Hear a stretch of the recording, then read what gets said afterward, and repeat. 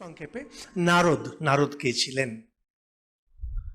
কারণ আমরা নারদ বলতেই আমরা মনে করি যিনি ঝগড়া লাগান।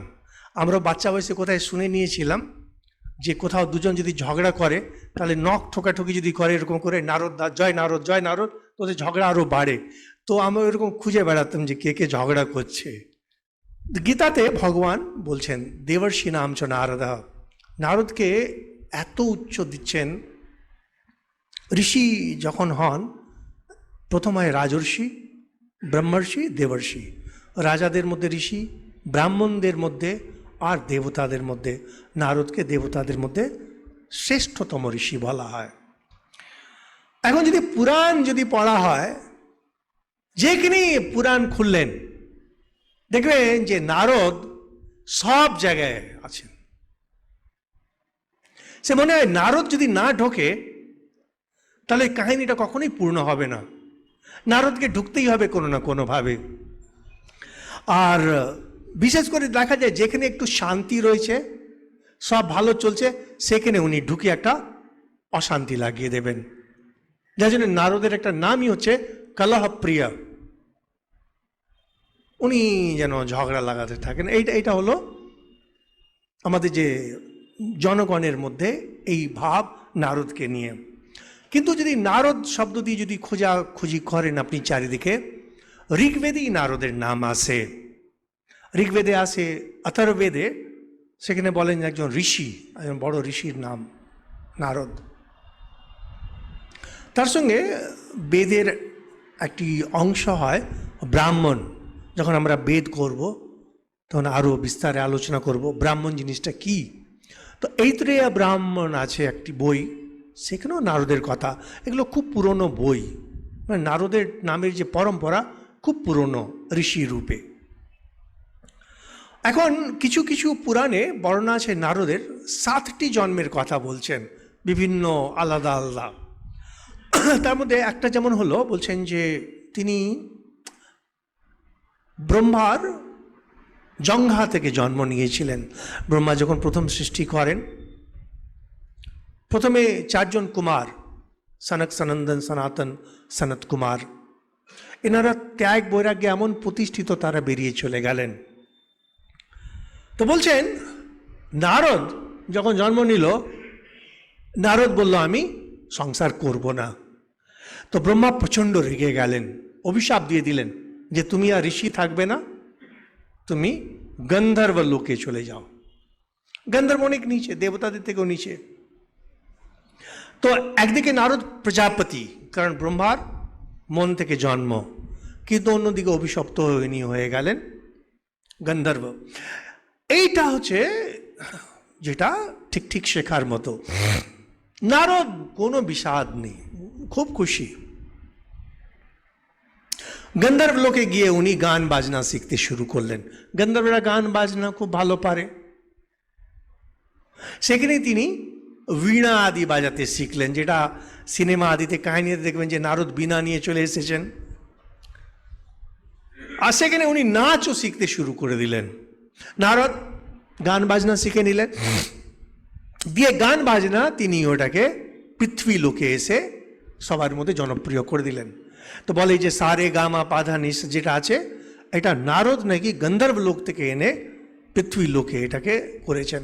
এটা মোটামুটি সবাই মানে আমরা দিয়ে তিনি নাচকে পপুলার করে দিলেন। আর নাট্য শাস্ত্র, যেখানে মানুষ যারা নাচতে খুব ভালো পারে, নৃত্যের মাধ্যমে কিভাবে ঈশ্বর লাভ করতে পারে, তাই গান করে ঈশ্বর দর্শন, নাচ করে ঈশ্বর দর্শন, এটা নারদ পৃথিবীতে নিয়ে এলেন। অন্যদিকে যারা আমাদের ভাগবত টক্সগুলো শোনেন, ভাগবত ইউটিউবে আছে, সেখানে ওরকম আছে যে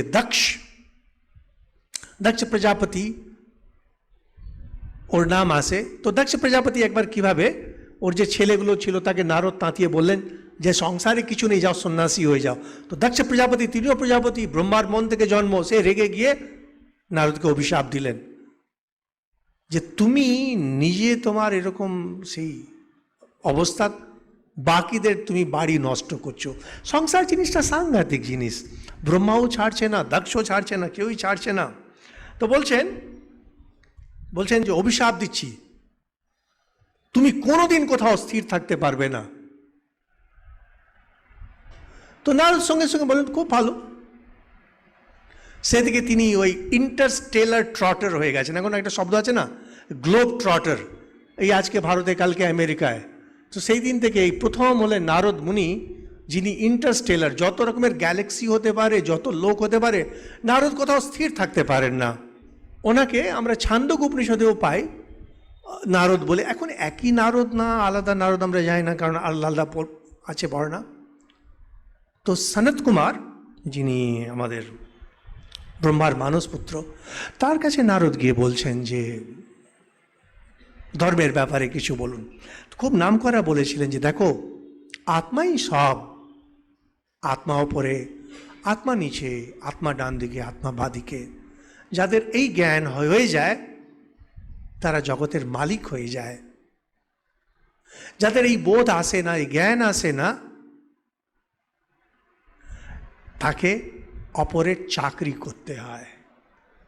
সেখান থেকে তিনি, আমরা অনেকগুলো বই পাই যেখানে, যেমন নারদ পরিব্রাজক উপনিষদ আছে, যেখানে তিনি এই উপদেশগুলো দিচ্ছেন ত্যাগ বৈরাগ্যের।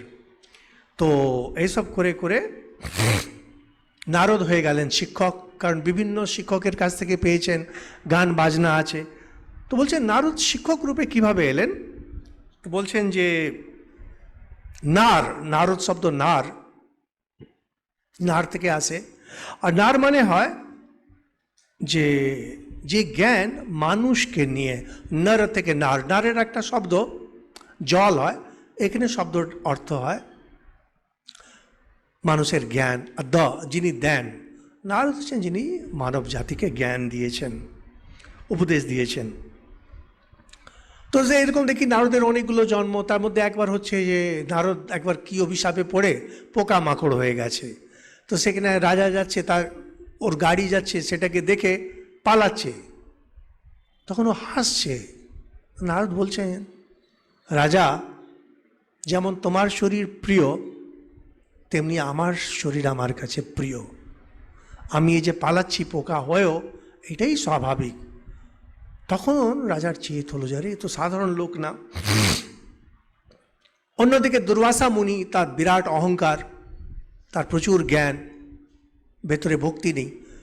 নারদ তাকে বললেন, জানো, একটা গাধা সে নিজের পিঠে বোঝা নিয়ে যাচ্ছে, তোমার সমস্ত জ্ঞান ওই গাধার পিঠের বোঝার মতো। যে জ্ঞান তোমার ভেতরে ভক্তি আনতে পারছে না, সেই জ্ঞান কিসের। তেমনি আমরা মহাভারত আদিতে দেখি নারদ থেকে থেকে যুধিষ্ঠির আদিকে উপদেশ দিচ্ছেন, সাবিত্রীকে গিয়ে সত্যবানকে নিয়ে সাবধান করে দিয়েছেন। কিন্তু যেটা সবচেয়ে বেশি আমাদের যেটা ছোঁয় ভক্তিশাস্ত্রে, যে খুব নাম করা কথা,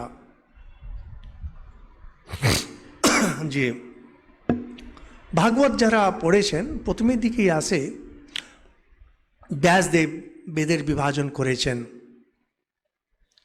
ব্যাসদেব মহাভারত রচনা করেছেন। কিন্তু ব্যাসদেব, ওনার মনে শান্তি নেই। নারদ সেখানে পৌঁছেছেন, বলছেন, ব্যাসদেব কি ব্যাপার, এত কিছু কাজ করলেন, এখনো মন খারাপ কেন। আমরা খুব সংক্ষেপে বলছি, নারদের আরও অনেক কাহিনী বিভিন্ন দিকে আছে। তো ব্যাসদেব বলছেন, মনে শান্তি নেই। মনে শান্তি হবে কি করে? মহাভারত বলে একটা বই লিখেছেন, যেখানে ঈশ্বরীয় ভক্তি এর কোনো কথাই নেই। বলছেন, যে বইয়ে ঈশ্বরীয় ভক্তির কথা থাকে না, সেটা তীর্থে কাকের উচ্ছিষ্ট খাবার মতো। মানুষ যখন তীর্থে যায় প্রসাদ পায়, সেটাকে ছেড়ে কাক যেটা খেয়েছে সেটাকে যেটা ফেলে দিয়েছে কাকের উচ্ছিষ্ট, তার মতো। সেই শিক্ষা পেয়ে ব্যাসদেব ভাগবত রচনা করেন। যে নারদ ভক্তি ছাড়া কিচ্ছু জানেন না, ভগবান বিষ্ণুকে ভালোবাসেন, ভগবান বিষ্ণুর ভক্তির বাইরে উনি কিচ্ছু জানেন না।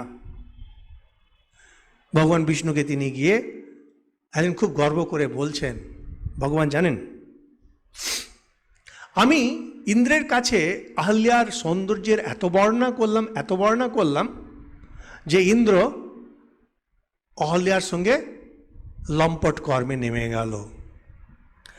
আর দক্ষের কাছে গিয়ে এত প্রশংসা শিবের করলাম যে দক্ষ রেগে শিবের সঙ্গে লড়াই হয়ে গেল, দক্ষযজ্ঞ হয়ে গেল। আর সেখান থেকে শ্রীদেবী মানে লক্ষ্মী, তার কাছে ভূদেবী পৃথিবীর এত প্রশংসা করলাম যে দুজনের মধ্যে মারামারি লেগে গেছে। আর রাবণের কাছে এত প্রশংসা করেছি সীতার যে রামের কাণ্ড হয়ে গেল। আর কংসের কাছে এত ভয় ঢুকিয়েছি যে কৃষ্ণের 7টে ভাইকে মেরে দিল। তো বিষ্ণু হেসে বলছেন, তুমি এগুলো কেন করো? কেন বলছে, এগুলো করতে হয়, এরা যে বড় হয়ে গেছে দেখতে হবে আপনার প্রতি ভক্তি এদের আছে কি না। যাদের ঠিক ঠিক আপনার প্রতি ভক্তি আছে তারা একটুও চঞ্চল হবে না। অন্যদিকে এরা বড় হয়ে যাচ্ছে, ভেতরে দম নেই, যেমনি এটা আমি ছাড়ছি এদের পার্সোনালিটিটা ভেঙে যাচ্ছে। ভেঙে গিয়ে নতুন করে যখন তৈরি হয় তখন আপনার ভক্ত হবে। আমার উদ্দেশ্য একটাই, কিভাবে এদেরকে আপনার কাছে আমি নিয়ে আসতে পারি, ভক্তিতে যাতে নিয়ে আসতে পারি, এটাই আমার উদ্দেশ্য। তো ওনার যে কলহ প্রিয় নারদ এগুলো যেগুলো বলা, তো নারদ নিজেই ব্যাখ্যা করছেন উদ্দেশ্য এটা।